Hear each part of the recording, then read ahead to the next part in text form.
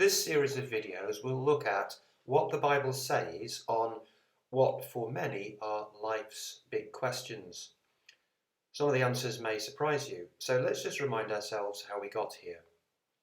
We first looked in the first series of videos on the question of, is there a God? And if you answered that yes, we then went on to think about the question, has this God communicated with us? And if you answered that question yes, then we thought about how did this divine being communicate with us.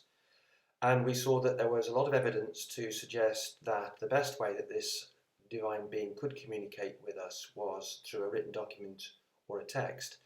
I did get a rather amusing comment on that because I hadn't thought that for many people, of course, text today means a mobile phone message.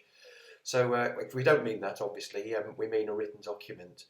And then we went on to look at which document, and we shared why we think that the Bible is that document, why we think the Bible is valid to claim to be God's message.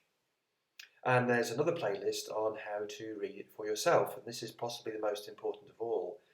It's important that you make up your own mind. But in this series of videos, we'll be looking at key passages. As we look at these, please read the Bible. Read around the verses we quote and check it out for yourself.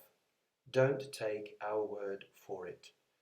We all need to read the Bible, God's message, and we mustn't listen to my words or anyone else's ideas.